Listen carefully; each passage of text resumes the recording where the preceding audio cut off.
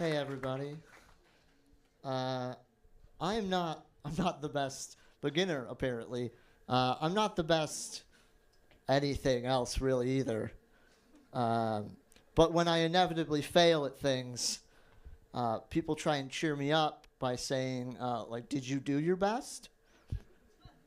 But it actually makes it a lot worse. Because it's like, "Oh, I lost the volleyball game. Did you do your best?" Yes, well, then you probably won't win ever. That was your best and you lost. You're probably just not good at volleyball.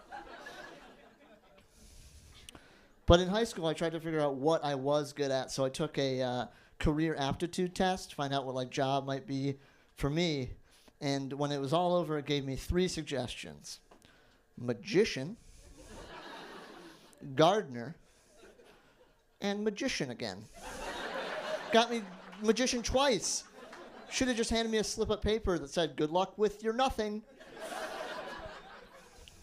And as a kid, I knew what I wanted to do. I wanted to be a Secret Service agent.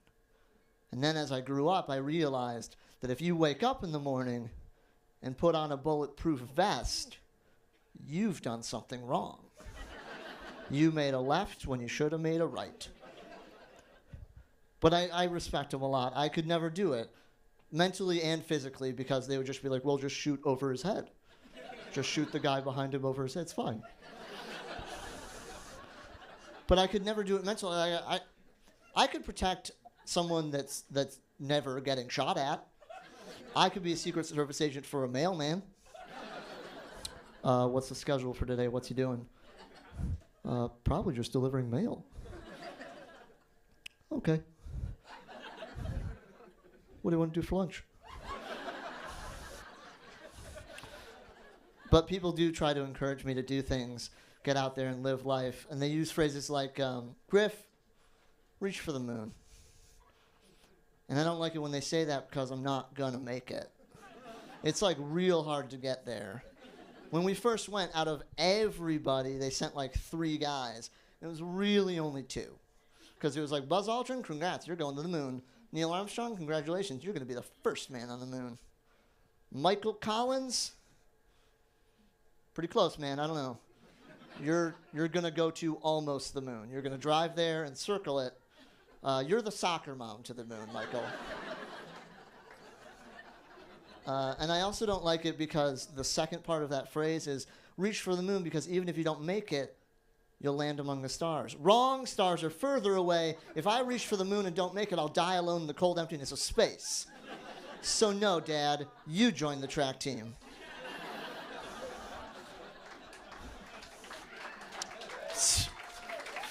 Thank you.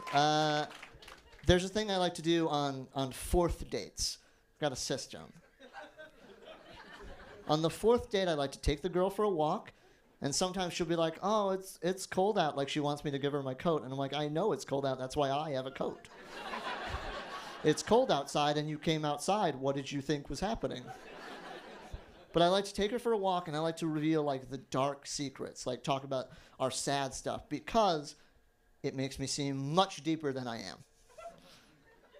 And, you know, I start and I'm like, "Oh, you know, like, I'm partially deaf and like my hands are weird and I'm worried about, you know, the mental problems that run in my family."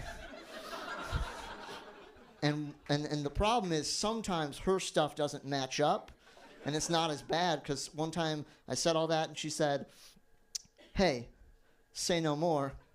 I'm mildly lactose intolerant." Nope, not the same. Mildly, she can't eat a lot of ice cream. "You're mildly lactose intolerant? You're so brave." The flip side is worse, though, when her stuff is way more intense than mine. And I tell my story, and then she goes, "Yeah, I know what you mean. When I was 8, my swim instructor drowned. And I watch it happen because I couldn't help, because I couldn't swim." And all I really have for that is, "Do you want my coat?" I think, you know that song, like the Bone song, like, head bone connected to the... I think that song is really fun unless you're an amputee. Because then it's like, the thigh bone's connected to the...